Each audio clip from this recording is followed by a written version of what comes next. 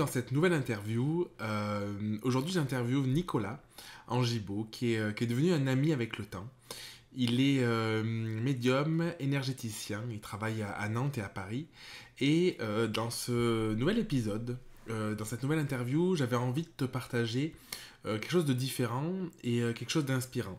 Ça fait des années en réalité que je vais puiser mon inspiration entrepreneuriale dans des univers autres que le métier que je fais.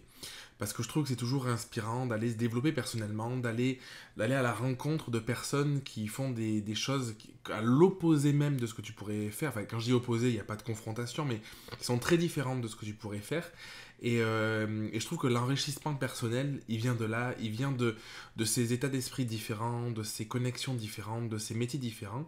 Et j'ai toujours eu à cœur, dans tout ce que j'ai fait, d'aller puiser mon inspiration en dehors de ce que je faisais moi, en dehors de mon petit monde finalement. Et cette première interview de 2020, c'est vraiment ce que j'ai voulu te partager.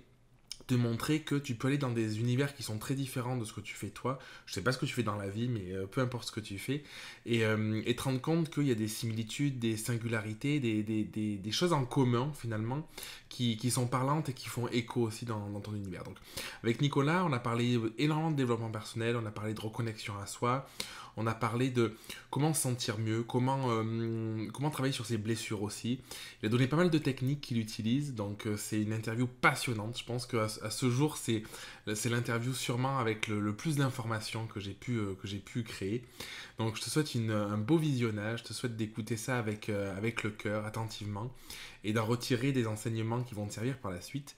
Et puis je te laisse tout de suite avec l'interview, et je te laisse découvrir Nicolas. Super. Cool. Putain, c'est la classe. Oh là là. Bonjour Nicolas. Salut Jérémy. Donc je vais remettre un petit peu de contexte.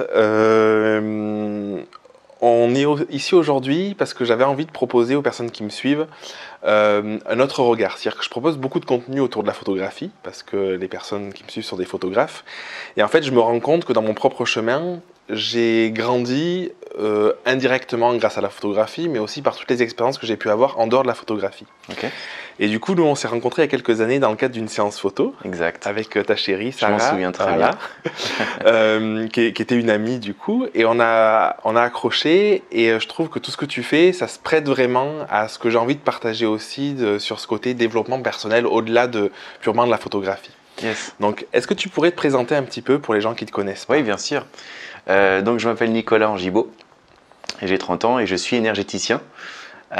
Concrètement, en quoi ça consiste?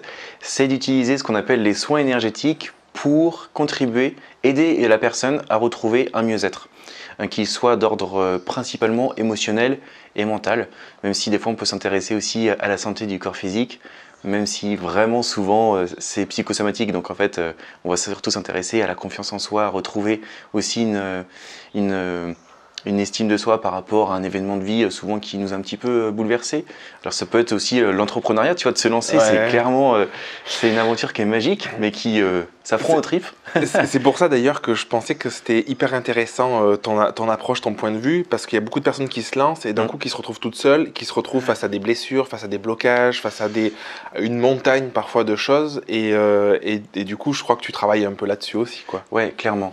Donc après, d'ailleurs je fais un parallèle, ça me fait penser, si les personnes sont intéressées par ces sujets-là, tout ce qui est les blessures et les impacts que ça peut avoir sur comment on se comporte, comment on se regarde soi-même, comment on regarde le monde, l'environnement, comment on ose aller vers les autres aussi, parce que forcément, finalement, je suis entrepreneur moi aussi à ma façon, ouais. Même si c'est dans le secteur du bien-être, et faut aller vers l'autre. On est dans des métiers de relationnel, toi et moi, tu vois, c'est super important.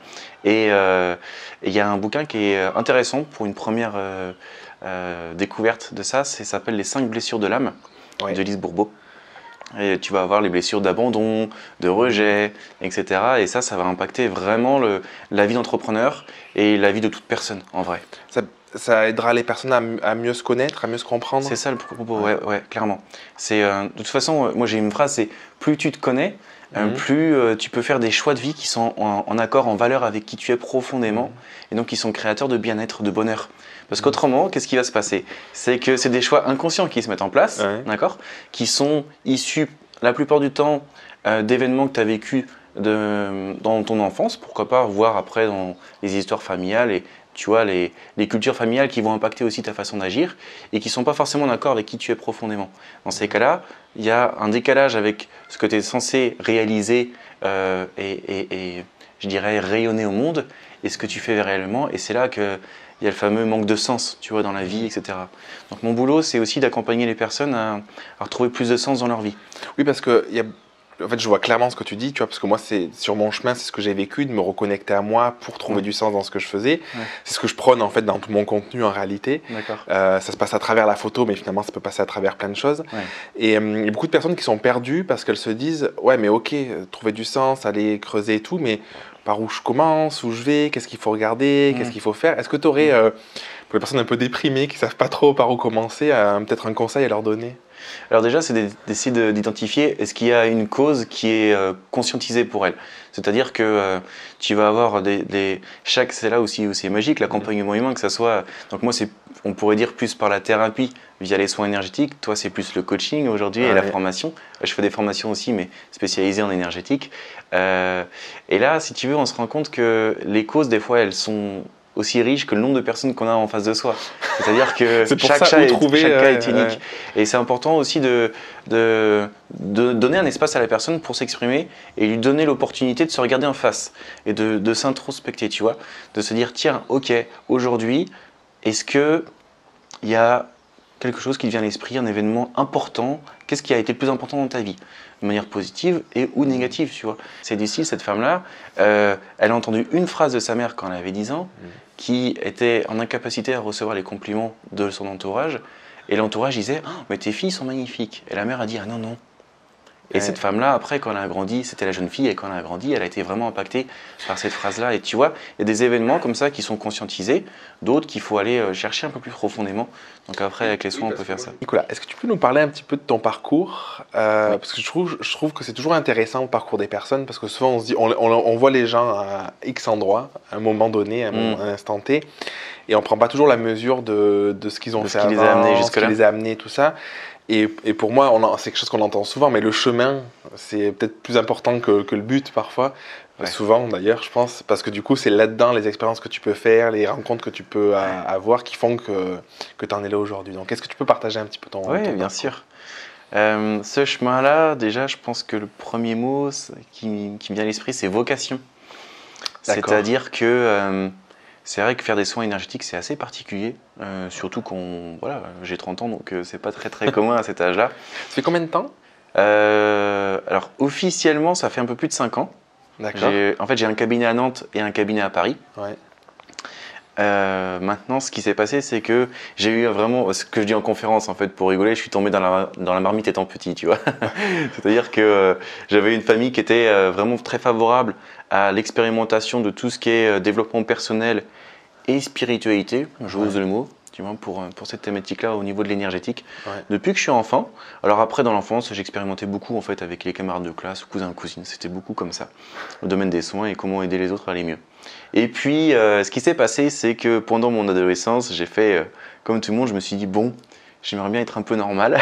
Parce que Poudlard, c'est sympa, mais j'avais envie d'être un peu plus dans le moule. Donc, j'ai mis ça de côté pendant quelques temps. J'ai fait une école supérieure de commerce. Ouais. Donc, j'ai un double master en contrôle de gestion et audit financier. Le truc plus cartésien, tu meurs, tu vois. C'était important dans ton processus, du coup, tu penses, de vivre ça? Ouais, ça m'a pas mal permis de garder les pieds sur terre. Alors, j'ai toujours été assez terre à terre, vu le métier que je fais, parce que c'est vrai qu'on est dans un boulot où finalement, si tu veux, avec les soins, on touche des énergies qui peuvent être très hautes. Donc c'est important d'être là, ici et maintenant. Et d'avoir aussi, je dirais, d'être à l'aise avec le monde qui nous entoure, etc. Et puis, tu vois, même le côté économique, le côté langues étrangères, le côté business, entrepreneuriat, ça m'a beaucoup servi pour lancer mon activité.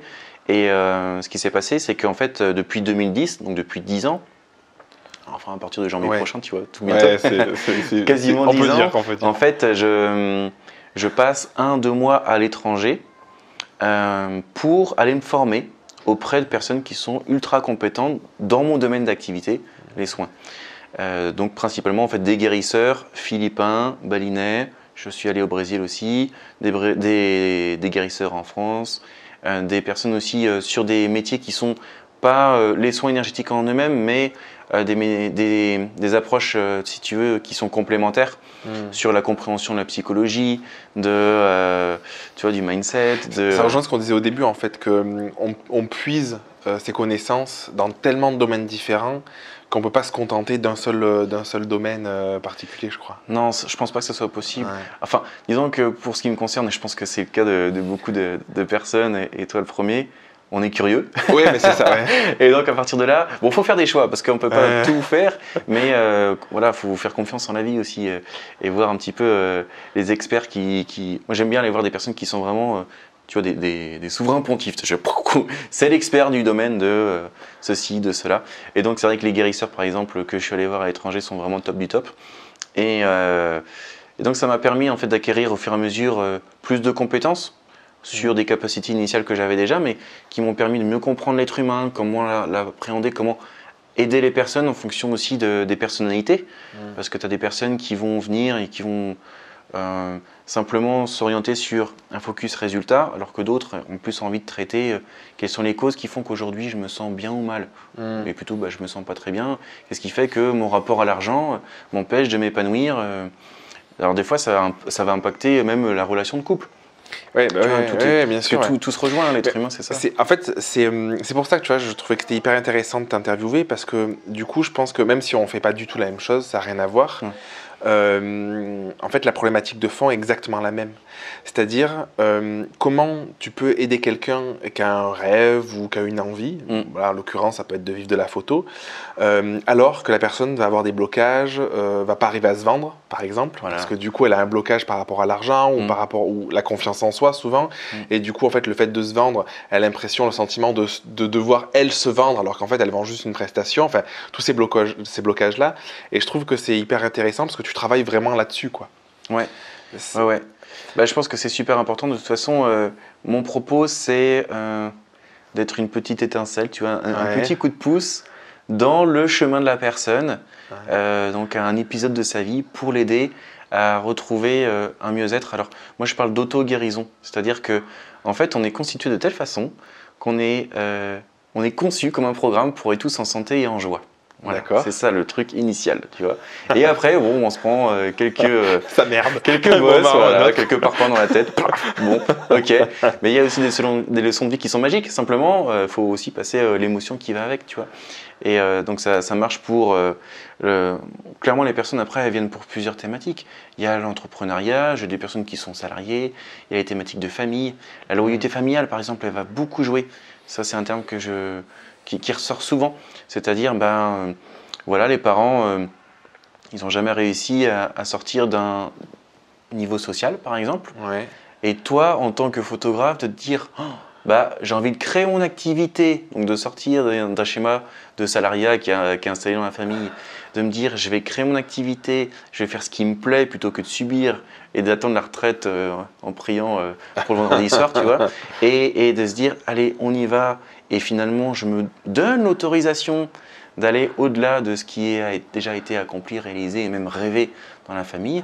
Des fois, c'est facile pour certains, et puis pour d'autres, il faut aller chercher un petit peu cette thématique de la loyauté familiale, tu vois, qui tire un peu en arrière, ou qui, au contraire, des fois, c'est un support. C'est-à-dire que tu as une personne dans la famille qui est un véritable mentor ou modèle. Qui a réussi quelque chose et tu peux t'en inspirer. Ouais. Et ça, c'est super important. Donc moi, en fait, si tu veux, pour revenir sur mon parcours, j'ai fermé à un moment donné tous ces domaines-là de développement personnel, énergétique, etc. parce que j'avais envie de rentrer un petit peu dans le cadre. Ouais. Sauf que tu connais le dicton, chasse le naturel, il revient au galop. Alors, il y a eu un épisode de vie, pour tout dire, en fait, c'est mon père qui est décédé quand j'avais 20 ans. Ça a accéléré un petit peu les choses. Si tu veux, ça a été un épisode extrêmement fort pour moi. Avec l'épisode de la maladie, le deuil, se libérer de tout ça. Donc, d'un côté, ça me permet de comprendre les personnes endeuillées aussi. Donc ça, ce qui n'est pas donné à tout le monde à ton âge. C'est pas heureusement, j'ai envie de dire. Oui, heureusement, oui. Non, mais du coup, voilà, j'en suis sorti, je peux en parler, tu vois, avec le sourire maintenant. Mais c'est vrai qu'à l'époque, c'était compliqué. Maintenant, cet épisode-là, qu'est-ce qui m'a appris? Et je pense que des fois, il n'y a que dans des situations de vie, si tu veux, douloureuses, que tu apprends le plus. Donc c'est pour ça que c'est intéressant de sortir de sa zone de confort aussi. On peut faire juste une petite parenthèse là-dessus. Ouais. J'aimerais pas avoir ton avis là-dessus parce que moi je sais que c'est quelque chose, ça, tu vois, je me questionne énormément sur ce besoin qu'on a, l'être humain, d'aller vraiment dans le mur et puis parfois de le traverser, de se faire très mal, pour se dire allez ça y est là, je mets des choses en place pour changer. Est-ce que tu penses que c'est forcément obligatoire de se prendre des murs pour évoluer? Est-ce qu'on peut arriver à évoluer sans se prendre des murs, en arrivant à anticiper un peu, à conscientiser ou... En fait, ça dépend de tes choix. C'est-à-dire que, de manière générale, déjà on est dans une culture où effectivement on est un peu formaté pour croire que la souffrance ça fait partie du jeu et qu'on doit passer, on doit en chier, bien en chier, voilà, faut dire les choses. Alors qu'en fait c'est faux, c'est complètement faux. La souffrance elle n'est pas nécessaire. Simplement, bon, il y a des moments où on passe quand même par ça pour avancer. Et il y a autre chose, c'est qu'il faut comprendre aussi que c'est dur de changer. Mais c'est génial en fait. Parce que ok, tu as une mauvaise habitude, elle n'est pas facile à démonter, tu vois, pour mettre en place une nouvelle habitude. Mais par contre, quand tu mets une bonne habitude, bah, elle est difficile à démonter et d'en remettre une mauvaise. Donc ça marche dans les deux sens, si tu veux. C'est une question de regard aussi. Donc c'est... Et puis peut-être qu'on a tendance à regarder ce qu'on perd plutôt que ce qu'on va gagner en fait. Bah, disons qu'après, je pense que l'intérêt de la souffrance, c'est qu'elle permet justement de se dire j'en ai marre d'en avoir marre et là il faut changer. Excuse-moi. Tu vois, on est habitué à... c'est la peur de l'inconnu aussi. En fait, la peur de l'inconnu, c'est surtout la peur de lâcher ce qu'on connaît déjà. C'est surtout ça. Parce qu'après, l'inconnu, au final, c'est super excitant. Oui, c'est vrai. Est-ce que tu aurais un conseil pour les personnes qui sentent que voilà, ils vont dans le gouffre, ils n'ont pas envie d'y aller parce qu'ils se disent il faut que je réagisse avant, pour affronter cet inconnu malgré les peurs? Je crois que c'est important de bien s'entourer. Okay. C'est-à-dire que de toute façon, tout ce qu'on vit, on le vit avec soi-même. Même si on est bien entouré, etc. Mais par contre, d'avoir des personnes qui sont bienveillantes, des personnes qui t'aiment, des personnes qui peuvent, pourquoi pas t'écouter un peu quand tu as besoin de, tu vois, d'avoir une épaule réconfortante, ça c'est vraiment important. L'entourage. D'ailleurs, il y a Jim Rohn qui est un peu considéré comme le père du développement personnel qui disait que tu es la somme des 5 personnes que tu côtoies le plus. Ouais. Et quand j'ai appris ça, tu vois, c'était une formation que j'avais fait il y a genre 6-7 ans. Et je me suis mis à regarder mon entourage. Tu sais, genre, bon, c'est qui je côtoie le plus? Et là, tu dis, bon, il y a un truc à améliorer ici. Et au contraire, j'avais une pote, elle, tu vois, était déjà entrepreneur. Et donc, moi, je commençais à rêver d'entrepreneuriat et tout, parce que ça fait 5 ans et demi que j'ai lancé le truc. Ouais. Et je me dis, putain, elle a un niveau de vie qui est génial. Je fais, merci. Merci Also, tu vois, être dans ma vie, c'est vraiment cool parce que du coup, ça va aussi m'élever, quoi. Et puis, ce qui est intéressant, c'est de se dire, de toute façon, la vie c'est cyclique. C'est-à-dire qu'à partir d'un moment, tu comprends que c'est impossible d'être toujours au top au niveau de ta santé physique, au niveau de ta santé émotionnelle, mentale, etc. Donc, tu lâches un peu du lest dans tes exigences. Ouais. Enfin, moi, en tout cas, ça m'a pas mal traversé ces derniers temps. C'est-à-dire que même pour mes créations de contenu, que ce soit sur ma communication, sur les formations que je veux donner, sur les prestations individuelles, etc. Tu vois, pour reprendre des termes qui parlent à tes photographes, clairement, je fais de mon mieux, j'adore ce que je fais, mais c'est pas parfait. Et c'est pas grave. Voilà. Tu pourras toujours l'améliorer si jamais tu as des retours. Et c'est parfait comme c'est en fait. Et puis de toute façon, ça change parce que nous évoluons, nous changeons, on vit des choses, on vit des expériences, on fait des rencontres, on fait des formations, on voit des experts, etc. Donc si tu veux, tu t'enrichis et voilà, ce que tu as fait là, c'était bien à l'instant T. Si tu as envie de le changer pour plus tard, bah, tu le changes et puis c'est tout, quoi. Faut juste mouiller un peu la chemise et puis c'est parti. C'est comme ça que ça marche. Du coup, on ferme la parenthèse. Est-ce que tu peux terminer sur ton parcours un petit peu, sur... Ce qui m'a amené à faire les soins et tout ça. Je souris parce qu'en fait, initialement, tu vois, depuis que je suis gamin, je savais que j'allais faire des soins énergétiques. C'était un peu écrit, c'est pour ça que je parlais de vocation au tout début. Et avec mon ego, parce que tu vois, on a tous, je me disais... En fait, je crois que je vais en faire vers 30 ans, tu vois. Et avant, je vais vivre autre chose, plus cartésien, on va dire, quoi. Et avec cet événement-là à mes 20 ans, clairement, la grosse leçon de vie, c'est que la vie, elle est courte. Et on n'a pas de temps à perdre, en vrai. à faire des trucs qu'on n'aime pas, à être avec des gens qui ne nous respectent pas, enfin tu vois. Donc j'ai fait un tri dans mes contacts aussi, assez important. Et la vie, elle est vraiment précieuse et chaque jour est précieux. Et le travail, il prend une part super importante de notre vie, quoi. Donc franchement, ça m'a aidé vraiment à me dire, ok, c'est quoi qui est le plus important pour moi? Pour moi, c'était de contribuer envers les autres. De quelle manière? Mes compétences, mes talents, c'était le domaine des soins énergétiques. Donc à partir de ce moment-là, j'ai commencé à aller voir des experts, des guérisseurs, etc. Déjà pour moi, parce que faut pas se mentir, on le fait d'abord pour soi-même. On va se nourrir soi, et une fois qu'on est bien nourri, c'est là qu'on peut restituer à l'autre. Et puis si tu t'aides pas, tu peux pas aider les autres, je pense. C'est impossible, parce que tu te vides. Alors qu'au contraire, sinon c'est... Donc vraiment, le truc, c'est que ouais, c'est hyper important de faire ce que l'on aime, ce qui nous passionne, ce qui nous anime. Parce que c'est comme ça qu'on est heureux aussi, c'est comme ça qu'on a du sens dans sa vie, et c'est comme ça qu'on le transmet aux autres, et qu'on fait kiffer les gens en fait. Tu vois? C'est parfait, parce que c'est la transition idéale. Ouais. Tout à l'heure, le fait d'être heureux, de kiffer, tout à l'heure tu parlais d'en chier. Ouais. Sur le fait de la souffrance, le rapport à la souffrance. de voir voilà, ce côté un peu héritage aussi sociétal qu'on peut avoir. Hier, on discutait, tu me parlais d'une loi, c'est la loi du non-effort. Ouais. Je trouvais que c'était hyper intéressant. Est-ce que tu peux en parler un petit peu? Oui. Alors je suis en train encore d'essayer de l'explorer, de la comprendre. Donc c'est un sujet. De ce que tu as compris en tout cas. De ce que j'ai compris aujourd'hui, il y a quelques années, j'en avais entendu parler et je trouve que ça refait tilt pour moi récemment. C'est que il n'y a pas besoin. Alors tu vois, on parlait justement de il faut en chier et tout dans la vie, la souffrance, ça fait partie du jeu. Oui, mais en fait, c'est pas utile. En vrai, tu peux quand même faire des leçons et évoluer, comme tu disais, sans souffrir. Et la loi du non-effort, c'est quoi? C'est que à partir du moment, je pense que tu le vis en fait, et moi aussi, à partir du moment où tu adores ce que tu fais, c'est pas un travail déjà. Le travail, au niveau étymologique, ça veut dire souffrir, quoi, oui, la torture. Vrai. Donc, tu vois. Non, c'est pas ça. Même la passion, ça veut dire souffrance d'ailleurs en origine étymologique. Ouais. Donc on va dire que c'est un truc qu'on kiffe, voilà, notre métier, et de produire. De mettre de l'énergie, du temps à créer du contenu, à rencontrer des gens, à leur apporter notre aide, alors que ce soit effectivement par le coaching, par les soins, ou peu importe. En faisant des séances photos, avec tout ce qu'on fait, peu importe. Exactement.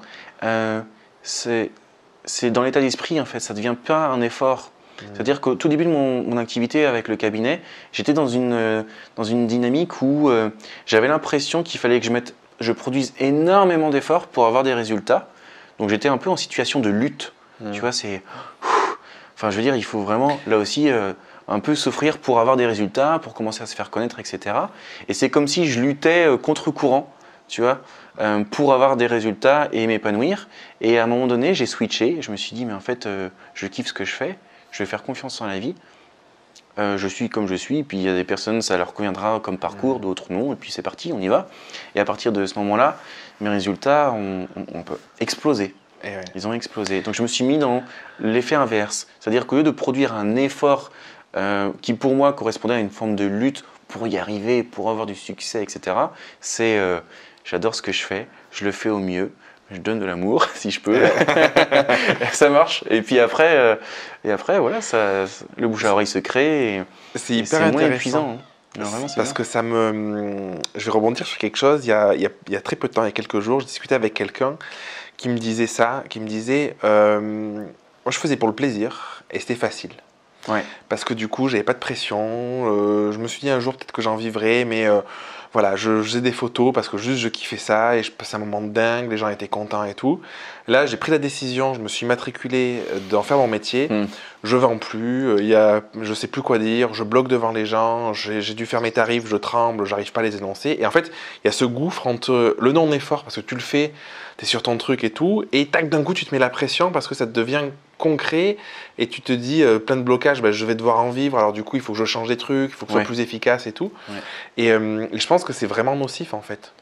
Disons que c'est le focus qui a changé. C'est-à-dire que le focus est toujours sur cette activité-là qui initialement lui apporte énormément de plaisir. Et qu'est-ce qui va se passer? C'est le regard sur pourquoi il fait cette activité qui va changer. Avant c'est pour le plaisir, c'est fun, j'adore, je donne, Et puis, cool. puis bah, tu récoltes un peu, c'est super, quoi, voire même beaucoup. Et à partir du moment où tu dis, oh, mince, si je le fais mal, je vais manquer, je vais pas réussir à payer les factures, etc., tu te mets en situation de manque. Et là, c'est une question d'attitude, en fait. Donc, il y a des moments, on le traverse tous, même quand on a plusieurs années d'activité. Ouais, ça t'est arrivé, on en a parlé, on s'est vu cet été, ça t'est arrivé cet été, tu as eu une phase de doute. Moi, j'ai eu une petite phase de doute à la rentrée qui n'a pas duré, mais je veux dire, je l'ai eu quand même, tu vois. Du coup, c'est intéressant. Comment t'as surmonté cette phase de doute? Comment j'ai fait? Je crois que j'ai lâché prise totale. Je me suis dit, si, en fait, si, voilà, je suis allé chercher des regards extérieurs. C'est-à-dire que j'ai été un peu plus attentif, hein, parce que d'habitude, voilà, ça me fait chaud au cœur quand quelqu'un dit que ah, c'est super ce que vous faites, ça me fait du bien, etc. Cool, mais je le prends pas hyper personnellement non plus, parce que j'ai pas envie de nourrir trop le truc, tu vois. Mais là, je me suis dit, tiens, est-ce que ce que je continue à apporter aux gens est toujours de qualité? Donc c'est bien d'avoir des feedbacks. Et là, les personnes, quand elles te donnent des retours, oh, je me sens beaucoup mieux, j'ai plus mal, ou j'ai réussi à renouer contact avec ma fille alors que ça faisait 20 ans qu'elle se piffrait le nez, tu vois. Des situations comme ça, où, ok, bon, bah alors il y a du résultat, ça leur fait du bien. Je suis à ma place. Continue, je suis à ma place, ouais, c'est ça. Tu te parles un petit peu tout seul, tu sais, tu te balances une carotte là. Allez, on continue. Et puis c'est parti. Donc il y a ça, puis après le côté, je fais de mon mieux. Mais par contre, c'est super intéressant dans le sens où les doutes permettent aussi de temps en temps de relever la tête du guidon et de se dire, tiens, est-ce que je suis toujours dans la trajectoire que je voulais? Est-ce que j'ai quelque chose que je peux quand même améliorer, même si ça tourne bien et que là, il y a un petit ralentissement, voilà. Est-ce que mon attitude a changé? Parce que l'attitude, c'est tout. C'est-à-dire qu'il y a une phrase que j'adore, on en avait parlé l'autre fois, c'est que l'attitude, c'est tout, c'est-à-dire c'est ton attitude et non tes aptitudes qui déterminent ton altitude. Voilà. Donc à méditer, les amis. On va laisser méditer. Ciao, bébé. Faut être sur pause. Voilà, c'est ça. Mais effectivement, c'est l'attitude qui fait tout. C'est-à-dire que c'est le mode de pensée, c'est comment tu vas considérer ton boulot. Même si, ok, tu viens de t'immatriculer et que bah, tu as les chocottes de ne pas y arriver, c'est normal, c'est un début d'activité. Et il faut comprendre qu'en plus de ça, tu vois, avec les guérisseurs Bainet, par exemple, on parlait de certains enseignements sur les lois de l'univers, comment tout ça, ça marche. Et il y a cette loi du temps, en fait. Hein, on ne peut pas avoir tout de suite, les résultats on est des semeurs, tu vois, comme des agriculteurs. Donc tu sèmes, tu fais tes bonnes actions, tu fais ta stratégie, tu fais un plan d'action, step by step, on y va, et puis après tu sèmes, et peut-être c'est dans 3-6 mois que tu vas récolter les résultats de ton travail. Mais c'est comme ça que ça marche pour tout le monde. Puis après, il y a une dynamique. Tu te dis, bah, lui, il fait pas d'effort, ça réussit. Mais en fait, c'est parce que déjà, il aime ce qu'il fait, et puis il le transmet. Et puis troisièmement, c'est qu'il a quand même mouillé la chemise, tu vois, pendant tout ce temps, et qu'en fait, tu entretiens la dynamique. Et ça, c'est important aussi. Et je pense aussi qu'il y a les gens, ils voient de l'extérieur. Bon, déjà, c'est qu'un point de vue. Il fait pas d'effort. En fait, c'est vis-à-vis de rien. Et en fait, je pense qu'il y a beaucoup de gens qui minimisent la part énergétique. C'est-à-dire l'effort que tu fais juste en envoyant, je sais pas comment on peut dire ça, je veux dire de l'amour, mais tu es sur ton chemin, tu kiffes ce que tu fais et du coup, tu attires à toi en fait. Ouais, c'est fou. Ça paraît sans effort, mais parce que tu es au bon endroit et tu le fais. Tu surfes sur la vague. Tu es aligné quoi. Tu vois l'alignement. Ouais, c'est ça en fait. Ce que tu dis là, c'est hyper important parce que tu vois, quand je suis allé rencontrer ces différents guérisseurs à droite et à gauche, ils sont de religions différentes. D'accord, j'ai rencontré aussi bien des chrétiens que des hindous, par exemple, d'accord, même des hébreux, etc. J'ai rencontré des personnes qui sont avec des cultures totalement différentes. C'est-à-dire que, par exemple, chez nous, en France, on est super individualiste, d'accord. Tu vas aux Philippines, ils sont très famille, le clan familial. Tu vas à Bali, c'est la communauté, c'est-à-dire le village. Donc, le rapport à l'être humain, les interactions sociales, et la construction du coup de l'image personnelle va être en fonction de ta culture aussi. Et pourtant, quelles que soient les religions, la culture, etc., il y a des clés de voûte, si tu veux, des piliers qu'on va retrouver partout sur Terre. Et l'alignement, c'en est un. C'est-à-dire que par exemple, les guérisseurs philippins, pour certains, ils vont passer 50% du soin énergétique à travailler ton ancrage, c'est-à-dire ton alignement avec toi-même. D'accord ? Et du coup, après, qui va jouer sur comment tu es aligné avec les autres, ton environnement et comment tu interagis. Et ça fait tout parce que ça joue sur ton attitude, justement. C'est-à-dire que tu peux avoir des super aptitudes, être un expert, mais si tu fais la gueule, ouvre pas boutique, tu vois, c'est comme disaient les Chinois, si tu souris pas, ouvre pas boutique. Maintenant, c'est la base, c'est la base, c'est ton attitude et après tes aptitudes. Bah, tu vois, par exemple, si on prend les photographes, ok, tu fais un shooting, mariage, t'en fais un deuxième, tu vas commencer à gagner de l'expérience, en fait, de l'expertise. Ça va se faire au fur et à mesure. Ça, c'est le process normal, tout va bien. Mais si d'entrée de jeu, tu fais de ton mieux pour mettre à la conscience, tiens, est-ce que mon attitude, elle est bonne là? Ouais. Ou tiens, je peux essayer d'être un petit peu plus enjoué ou d'être un peu plus. C'est qui la personne en face de moi? Est-ce que je la regarde dans les yeux quand je lui parle? Tu vois? Est-ce que je m'intéresse à qui elle est là? Elle est quand même sur le point de se marier. Et voilà, tu vois? Et là, l'attitude, après, même si tes aptitudes, elles sont pas énormes au début parce que tu te lances. Là, on parle de photographie pour ta communauté, pour tout, mais c'est valable pour tout, en ouais. vrai. C'est pas grave, parce qu'on est tous là en apprentissage en fait. L'exemple que tu as pris, il est hyper pertinent et parlant, parce que moi je sais que je le dis souvent aux personnes que j'accompagne. Tu peux pas demander aux gens d'être dans la joie et de te donner quelque chose en photographie. Je trouve que en photographie, c'est encore plus fort parce que tu prends l'image des autres avec ton appareil. Si toi, en fait, tu l'es pas, parce que c'est par effet miroir. Et du coup, je pense que la première attitude à avoir, c'est ça, c'est d'être là, de te dire, ok, j'arrive à ma séance, c'est important que je sois avec les gens, que je sois heureux d'être là, parce que je ne peux pas leur demander de vivre un bon moment et de me donner quelque chose de chouette si moi-même je me fais chier à être là, ou je ne sais pas pourquoi je suis là, ou je les ai à l'envers ou quoi. Et du coup, c'est hyper important. Si on a du mal, parce qu'on peut avoir vécu quelque chose de difficile, au moins en début de séance, moi ça m'est arrivé d'essayer de me conditionner un petit peu, de me dire ok, je mets ça de côté pendant 2-3 heures, et je suis avec les personnes, elles n'ont pas à subir ce que j'ai pu vivre, je suis là avec elles et j'ai envie de passer un bon moment avec elles, d'être heureux avec elles, et ça change tout en fait. Et en fait, en étant toi-même en joie et heureux, tu leur facilites l'opportunité de l'être aussi. Exactement. Parce que c'est contagieux. Ouais. Tu vois, et par exemple, par rapport aux soins énergétiques, clairement, c'est comme en coaching, la première étape, c'est d'établir la clarté. Où tu en es aujourd'hui, où tu veux aller. Et en fonction de ça, là où on a des approches qui sont différentes mais complémentaires, c'est qu'avec les soins énergétiques, on va s'intéresser à, la plupart du temps, c'est par exemple l'émotionnel qui prend beaucoup de place, qui est complètement figé par rapport à une situation de deuil ou de séparation par exemple, ou de colère, ou tu vois, enfin, les émotions qu'on traverse tous en fait avec les épisodes de la vie, qui font que la clarté est difficile à toucher. Parce qu'il y a ce sort de brouillard, de confusion émotionnelle. Okay, alors après, ça peut être aussi d'autres sujets. C'est des personnes qui vont être complètement HS, avec un mental qui est KO parce qu'elles ont été complètement exploitées au boulot. Donc tu as des situations de burn-out ou de bore-out aussi, tu vois, l'ennui mortel au boulot. Parce qu'il n'y a pas de sens, parce qu'elles font un taf qui sont avec quelqu'un dans la vie. Ouais, ou une relation, ça peut être ça aussi. Donc si tu veux, la clarté, c'est hyper important. Et ça passe aussi par comment mettre en lumière ce qui bug au niveau émotionnel et essayer de s'en délester au maximum. Donc il y a la prise de responsabilité aussi, c'est-à-dire que tu vois, je sais qu'il y a des personnes, ça dépend comment elles travaillent, je ne sais pas toi comment tu fais. Moi, j'ai pas de forfait. Par exemple, pour les accompagnements de soins, c'est par exemple, bah là, tu vas bientôt être cobaye. Juste après, tu vas recevoir ton soin. Je vais te faire un soin. Ce qui va se passer, c'est qu'on va échanger un petit peu pour savoir, ok, c'est quoi qui t'amène, d'accord? On fait le soin. Je te fais un débrief après pour expliquer ce qui s'est travaillé, comment ça va jouer pour toi, comment ça va s'intégrer. Et la plupart du temps, tu as un mois d'intégration en fait, de ce travail-là, dans ton inconscient, au niveau énergétique, etc. Par la suite, si toi tu es acteur de ta démarche et que tu décides d'aller plus loin, d'avancer sur ces thématiques-là pour t'apaiser, pour aller mieux, pour redorer un peu le blason, retrouver un peu plus confiance en toi, un peu plus la flamme, etc. Là, c'est toi qui vas dire « Ok, on continue ». C'est pas moi qui dis « Faut que tu reviennes dans un mois, etc. » Moi, je fonctionne pas comme ça.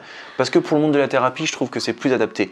Après, pour le coaching, toi, tu as une trame, donc peut-être que tu as un accompagnement moi, je l'ai fait évoluer beaucoup mon coaching, justement, par rapport à ces questions-là. Déjà, il y a un truc, c'est que ce que je mets en place dès le départ, c'est de dire je suis là pour accompagner la personne, mais je ne suis pas là pour faire à la place de la personne. Impossible. Parce que ça, c'est hyper important. C'est ce que tu dis, il faut que la personne, ça vienne d'elle, sinon le changement n'existera pas. On ne peut pas changer quelqu'un qui ne veut pas être changé, en fait. Hein. C'est ça. Et aujourd'hui, j'ai 2 types de coaching. J'ai des coachings qui sont courts, en fait, ce que j'appelle coaching coup de poing, qui pourrait s'apparenter du coup dans le format un peu à ce que tu peux faire, tu vois, où après la personne elle peut décider d'aller plus loin ou pas, mais ça lui remet un boost. Ouais. Et un suivi long. Justement pour cette notion de temporalité, parce que j'ai conscience que parfois quelqu'un, peut-être qu'il va lui falloir 1 mois, 2 mois, 3 mois à intégrer des trucs, et en fait du coup ça demande du temps, et d'avoir un travail régulier comme ça pour accompagner, c'est de l'accompagnement en fait, j'appelle ça mais des accompagnements d'ailleurs, c'est pas du coaching, enfin je dis le mot coaching, ça peut m'arriver, mais c'est de l'accompagnement pour que justement la personne puisse s'intégrer au fur et à mesure et aller vers l'objectif désiré. Ouais, désiré, ouais. Du coup, tu disais que c'était important d'être acteur de sa démarche. Tu parlais d'attitude. J'aimerais bien qu'on parle de quelque chose, parce que je le vois parfois, je ne sais pas si c'est peut-être un sursaut d'ego ou un manque de confiance qui fait qu'on n'y arrive pas, c'est le fait d'accepter de se faire accompagner. Et je trouve que j'ai envie que tu en parles parce que tu es thérapeute et tu as cette notion d'accompagnement qui est forte du coup, parce que tu vas aider les personnes à aller plus loin que ce qu'ils sont capables de voir par eux-mêmes. Oui. On est tous créateurs de notre vie, Ouais. Ça c'est le point d'orgue déjà. Et à partir de là, on a le choix d'essayer de faire tout par nous-mêmes. Ça a été mon cas à une période. C'était très intéressant, extrêmement fatigant et avec des résultats variables. Je suis gentil avec moi-même, tu vois, je me brosse dans le sens du poil en disant ça. T'étais où dans le non-effort là? Non, j'étais dans la lutte là à ce moment-là. Et non, mais clairement, c'est hyper important pour toute personne parce que déjà, on est des êtres sociaux. On n'est pas fait pour s'isoler dans sa tour d'ivoire. Même s'il y a des moments, effectivement, comme je le disais, il y a des épisodes de vie où en fait, tu es face à toi-même, tu es dans ton intériorité et tu traverses un deuil, etc. Même si tu es soutenu à côté par des proches, au final, tu le traverses avec toi-même dans ton intériorité, tu vois. Mais le truc, c'est que quand tu vas chercher des aides extérieures de personnes qui sont compétentes, enfin moi en tout cas, je vise toujours le meilleur. Ouais. Voilà. Ouais. C'est aussi pour ça que j'ai traversé la planète pour aller rencontrer des guérisseurs, tu vois. C'est bon, c'est quand même... tu ne trouves pas d'excuses, quoi. C'est un investissement.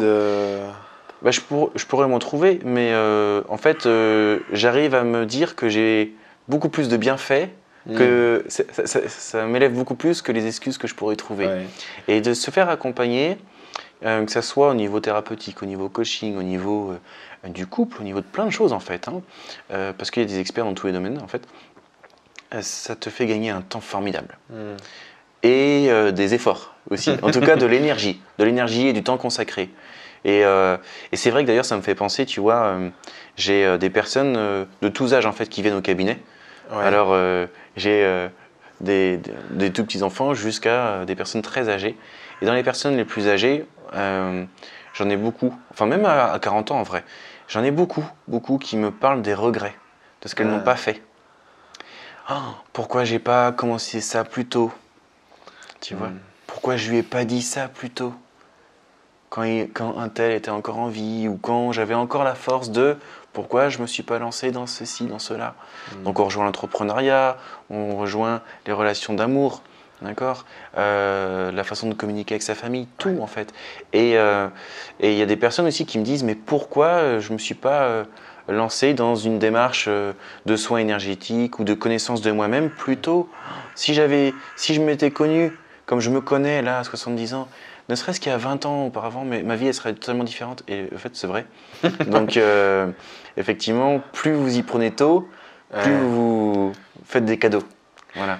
Et c'est important de se faire accompagner parce que l'accompagnement, alors c'est par étapes. C'est-à-dire que par rapport à mon vécu perso, il y a des moments où j'adore aller chercher de l'aide extérieure parce que ça me fait grandir, je le sens, ça me nourrit, c'est beau.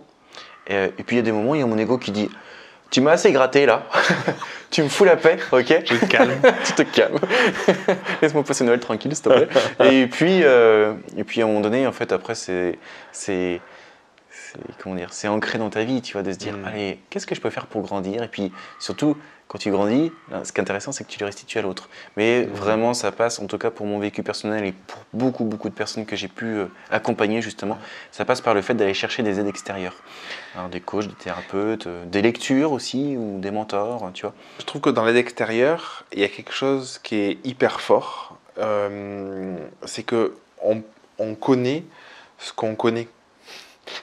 Et on ne connaît pas ce qu'on ne connaît pas. Et du coup, quelqu'un d'extérieur, il va pouvoir te questionner ou toi, par l'énergétique, à amener la personne à s'ouvrir pour aller vers quelque chose qu'elle ne connaît pas. Et en fait, je trouve que c'est ça qui change tout. C'est que du coup, pour moi, c'est une porte ouverte vers un nouveau monde, en fait. Parce que en coaching, parfois, je vois des personnes qui se questionnent et je me dis, ok, donc je vais les aiguiller sur ce chemin pour qu'elles se posent des questions qui vont les faire conscientiser certaines choses, tu vois. Là aussi, on et ça, s'aime tout et seul, puis ça pousse. c'est compliqué, en fait, de te pousser toi-même à conscientiser des trucs parce que du coup, tu es dans ton... T'as nez dans le guidon. Ouais, c'est ça. Et c'est pour ça, je trouve que c'est hyper important de se faire accompagner aussi, de se faire aider, d'aller vers d'autres personnes. Bah, disons que le regard d'une tierce personne, il est neutre. Et du coup, c'est vrai qu'à ce niveau-là, ils peuvent nous faire gagner vraiment un temps formidable. Genre, même tu parlais, hier soir, là, on parlait du mastermind. Ouais. Tu vois, mais c'est pareil en fait. C'est-à-dire que une personne qui est là, qui regarde, mais ça fait 2 mois que tu luttes sur ta communication Instagram, par exemple, ou sur, je sais pas moi, ta relation amoureuse, et l'autre il vient, il fait, mais pourquoi tu fais ça comme ça et pourquoi pas comme ça? Oh, et hop là, t'as gagné 2 mois. Ouais. Tu vois, c'est ça qui est génial. C'est ça qui est génial. Ou alors après, pour ce qui est, en tout cas dans mon approche, je pense que c'est un accélérateur pour retrouver l'estime de soi. C'est-à-dire que quand tu as une personne tierce qui t'écoute, qui est là pour t'aider, ça fait du bien. Et d'ailleurs avec le coaching aussi, mais il y a une transmission de bienveillance, si tu veux. C'est un mot d'ordre, tu vois, dans l'accompagnement, je pense. Et puis tu vas travailler sur des trucs que les personnes, elles ont peut-être même pas les capacités de travailler sur ça, du coup, sur l'énergie. En fait, au niveau énergétique, si tu veux, on va passer énormément par l'inconscient. Ouais. C'est-à-dire que tu vas faire des choses consciemment, tu vas mettre par exemple toutes les actions en place possibles pour développer ton activité ou pour faire que tu aies une super santé dans le physique parce que tu as envie de te remettre, je sais pas moi, d'une période où voilà, tu as accouché, tu as envie de retrouver la forme. Okay. Ouais. Consciemment, tu mets des efforts, mais tu te sabotes. Et dans le sabotage, ça vient dans l'inconscient, ça vient de l'inconscient. Donc c'est pour ça que c'est intéressant d'aller lui faire un petit coucou et dire bon ok, qu'est-ce qui fait, quel est le programme, tu vois, qui déclenche ce mécanisme-là qui fait que tu te sabotes. Et donc c'est là où on se rend compte qu'on est impacté, comme on est des êtres d'émotions, de relations humaines, de partage, etc. Il y a des émotions, et en fait le postulat de base c'est que tout est énergie. Ouais. Quand tu fais une action, quand tu penses quelque chose, etc., tout ça c'est l'énergie qui est en mouvement ou qui va se cristalliser, on va dire pour faire simple. Donc à partir de là, si tu es dans le mouvement, c'est que tu es bien aligné avec toi-même encore une fois. Et s'il y a un truc où ça bug, tu mets toutes les actions en place, mais pourtant tu n'as pas de résultat, comment ça se fait? Alors que là, ton voisin, lui, il a fait la même formation que toi, il se lance en même temps, et finger in the nose, c'est rageant même, tu vois, tu commences à te comparer, enfin les trucs, faut pas faire, ça sert à rien, ça. Mais on le fait tous à un moment donné. C'est simplement qu'au niveau de l'inconscient, bah, y a soit des aides, soit des blocages en fonction des personnes, et qui sont d'un vécu personnel, de la vie adulte, de l'enfance, ou pourquoi pas après au niveau familial, des croyances familiales, des choses comme ça. Donc le propos, c'est d'aller les titiller pour les assouplir, voire même les dégager, et redonner surtout le libre arbitre à la personne d'être qui elle est. Et donc c'est comme ça qu'on redonne du sens. On pourrait presque terminer là-dessus. J'ai encore 2-3 petites questions. On arrive à la fin. Tu me parlais en off d'un site internet et qui était juste génial. Et en fait, synchronicité, moi, dans la semaine, j'ai entendu parler de quelque chose de similaire, pas du site. C'était l'importance personnelle de se faire des feedbacks, en fait, et de prendre du recul sur ce qu'on fait. Je trouve qu'on ne le fait pas assez. C'est vrai. Et en fait, ton site, j'ai juste trouvé que c'était génial. Donc, est-ce que tu peux parler de l'importance peut-être du site déjà, et puis de ce que ça peut t'apporter aussi. Ouais. Alors, ce site-là, j'en fais la pub comme ça, mais ça fait 5 ans que je crois que je l'utilise. C'est un truc tout bête. Ça s'appelle Future, donc Future avec un E en anglais, me, tout collé, .org. Donc futureme.org. Et c'est simplement, maintenant je sais qu'avec Google tu peux t'envoyer des emails, tu peux les programmer, donc tu peux faire ça sans passer par ce site, mais le propos c'est que je fais ça où je m'envoie des emails à moi-même dans le futur, d'accord? Et c'est génial, parce que du coup je me marre, en plus je raconte des trucs, j'essaie de mettre de l'humour, enfin je me fais kiffer quoi. Et si tu veux, imagine, tu t'envoies un email à toi dans 2 ans, et tu as complètement zappé, hein, tu mets une date un peu hasard, boum boum, hop. 2 ans plus tard, tu reçois ton email et là, ça te projette en fait sur tout ce que tu as réalisé, tout ce que tu as vécu, tout ce que tu as ressenti, tout ce que tu as partagé depuis cette période-là. C'est absolument magistral. Donc en fait, le propos, c'est de s'envoyer un email dans le futur et ça permet de faire cette rétrospective. Donc un email qui est bienveillant, avec de l'humour, etc. Et souvent, ce que je fais, c'est que dans cet email-là, parce qu'en fait, on en parlait, moi je m'en suis renvoyé un, enfin même plusieurs, j'en ai écrit quelques-uns là en début de semaine, où je prends le temps d'écrire à quelle date on est, qu'est-ce qui est en train de se passer, qu'est-ce que je vis dans mon couple, qu'est-ce que je vis dans ma famille, qu'est-ce que j'ai réalisé au niveau professionnel, par quoi je suis passé, et c'est absolument génial, 2 ans plus tard, de se dire « Waouh, j'en étais là !» Mais ça veut dire que j'ai fait ci, ça, ça, que j'ai vécu, que j'ai rencontré telle personne, ça et ci. C'est absolument magistral en fait. Et c'est bienveillant, si tu veux. La bienveillance, encore une fois, c'est hyper important. Et ça permet aussi de se dire, souvent, tu connais le dicton, on surestime ce qu'on est capable de faire en 1 an. Ça, c'est catégorique.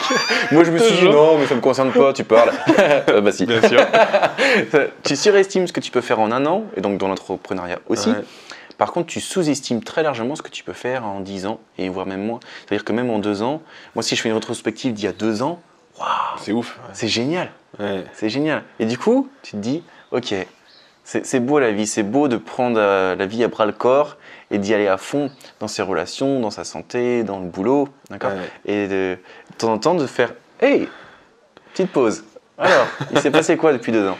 Ouais, voilà. Sauf que c'est dur de le faire comme ça, et je trouve que le mail, c'est génial parce que ça me prend par surprise en plus, c'est génial. Ouais, et la synchronicité, c'était ça, c'est que sur un forum sur lequel je lis des personnes qui disent l'exercice c'était où tu étais il y a 2 ans, où tu en es aujourd'hui. Et oui. Du coup, c'est ce truc de waouh, putain, en fait, en 2 ans.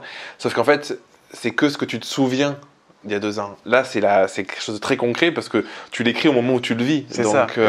C'est ton passé qui te fait toc-toc, genre, hey, coucou. Ouais. Et alors je me motive aussi, je me pose des questions.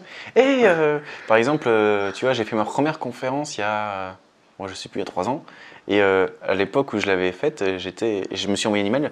Je viens juste de faire ma toute première conférence et je l'ai reçue genre 1 an après. Depuis, j'en avais fait plein, tu vois. Et puis j'étais plutôt en stress par rapport à ça. Je fais blasé. Trop... Non, pas blasé, mais genre habitué en tout cas. Et tu fais, waouh, c'est rigolo quoi. Tu ressens, tu te souviens en fait, de l'émotion que tu vivais à ce moment-là de ta vie. Et comme ça te prend par surprise, c'est pas un exercice pénible. Parce que des fois, c'est vrai que la rétrospective, tu te dis, faut que je le fasse quoi. Donc tu te le mets sur ta to-do list qui est infinie, comme d'habitude. et alors que là, finalement, c'est surprise, c'est plaisant. Tu te dis, wow. La loi du non-effort. Ouais, la loi du non-effort. Moi, le jeu, d'accord. Le jeu, c'est très important parce que déjà, ça nourrit l'enfant intérieur et c'est comme ça qu'est la vie. Un jeu. Ouais. Est-ce que tu peux me parler de Sage? De Sage? Comment je signe mes posts sur Facebook? Oui, c'est vrai que je me suis pris un petit... J'avais envie de trouver une petite signature personnalisée sur donc j'ai une page Facebook, Nicolas Angibaud, énergéticien, et de temps en temps je partage du contenu sur le développement personnel avec une connotation spirituelle, énergétique, etc. Et dans les posts, je signe « Vivez en sage » et sage, je l'écris S-A-J-E et non avec un G.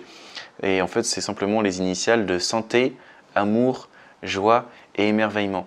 C'est-à-dire que ce sont pour moi des piliers, si tu veux, pour s'épanouir et se réaliser dans la vie. La santé, de base. C'est pour ça que les soins énergétiques, il y a des personnes qui viennent quand même pour des thématiques physiques. Parce que tu peux avoir envie de faire plein de choses tout faire péter dans tous les sens, c'est parti. Si tu as une vitalité ou tu es à zéro ou une grosse maladie, bon, bah, déjà on va s'occuper des bases. La santé, c'est super important. Je suis bien placé pour avoir vu mon père partir à 48 ans, si tu veux. Et ensuite, l'amour. Bah, l'amour, c'est le cache-pot de tout le monde, tu vois. Je veux dire, c'est ça qui compte. En vérité, s'il y a une chose qui doit compter, c'est l'amour aussi. Et la joie et l'émerveillement, On voit l'oublie ça parfois, après. ça.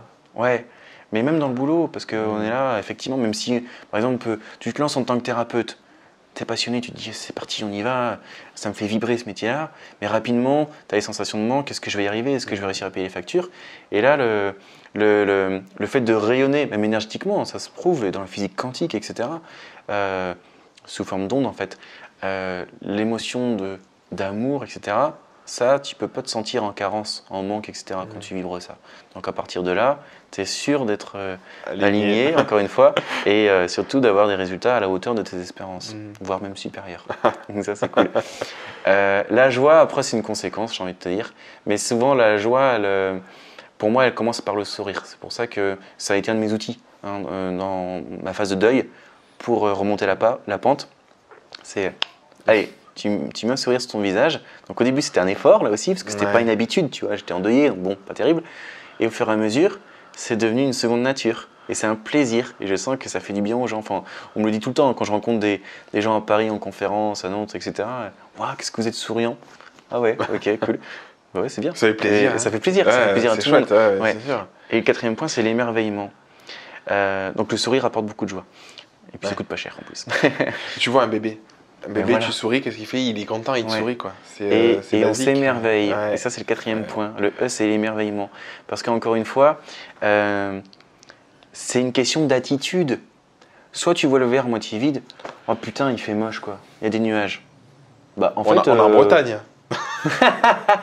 Alors tu sais ce qu'on dit ici, il pleut que sur les cons. Bon, on est tous cons du coup, parce qu'il pleut sur Non, nous. mais ça fait 3 jours, il a pas plu, donc...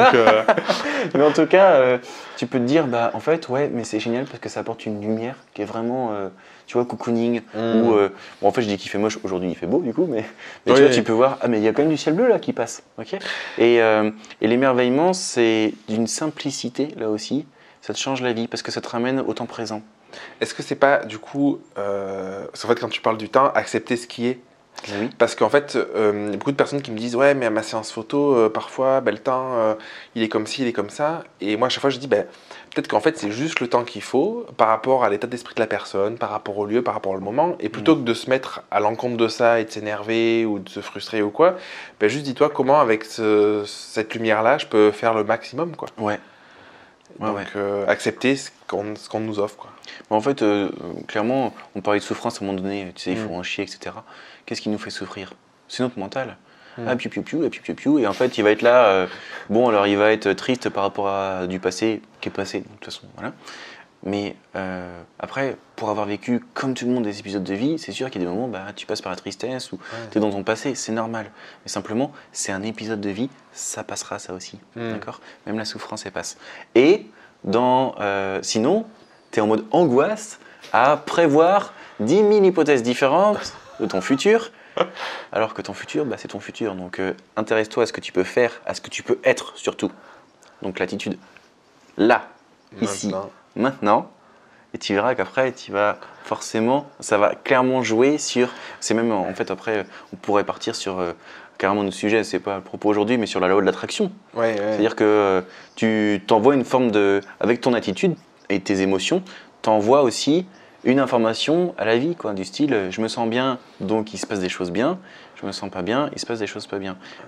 Je caricature, mais en fait, mine de rien, ça a un impact et on peut tous témoigner d'une façon ou d'une autre dans nos vies de cette loi-là. Quand on est en doute, du coup, on n'a plus de clients ou ça marche moins bien. Et quand on est dans des périodes où on est sûr de nous, en fait, ça cartonne. On arrive au mot de la fin. Oui. Est-ce qu'il y a quelque chose que tu aimerais partager aux personnes qui vont écouter cette interview, qui est important pour toi? Peut-être un message... Je ne veux pas trop t'aiguiller, alors du coup, un message. La vie vous aime. La vie vous aime et vous êtes la vie, donc en fait, vous êtes amour. Je pense qu'on peut terminer là-dessus. Voilà. Les personnes qui ont envie de te découvrir, qui ont peut-être envie de t'écrire, je sais pas, ou qui ont envie de venir faire un soin au cabinet, ils peuvent te retrouver où? Donc sur Internet, le plus simple, c'est mon site Internet et ma page Facebook. Donc mon site Internet, c'est nicolasangibaud.com. Donc mon nom s'appelle A-N-G-I-B-A-U-D. Je le mettrai dans la description. Et puis c'est pareil sur Facebook, c'est Nicolas Angibaud, énergéticien, tout simplement. Ou m'écrire, ça. Ouais. je renverrai. Petite aiguille. Ouais.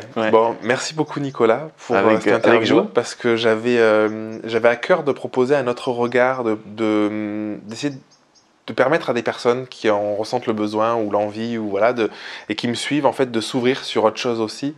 Et je trouve que pour une première interview dans ce domaine-là, du coup voilà, je trouve qu'on attaque fort. Franchement, tout est possible en fait. C'est ça le truc. Et des fois on se prend des beignes, quelles que soient les beignes financières ou autres, mais il y a toujours moyen en fait de se redresser et de repartir et de kiffer la vie. C'est ça qui compte en fait. Merci. Avec joie. Et bon succès à tous. Merci d'avoir écouté l'épisode jusqu'au bout. Si tu veux participer à l'émission et me poser une question, je t'invite à te rendre sur www.jeremyguillaume.fr/podcast et à remplir le formulaire prévu à cet effet. Je te donne quant à moi rendez-vous mardi prochain pour un nouvel épisode. Et en attendant, si ce n'est pas déjà fait, je t'invite à t'abonner et à laisser un avis sur Google Podcast ou Apple Podcast. Et si tu penses que cet épisode peut aider une personne de ton entourage, je t'invite à lui partager afin de l'aider à avancer. Je t'embrasse.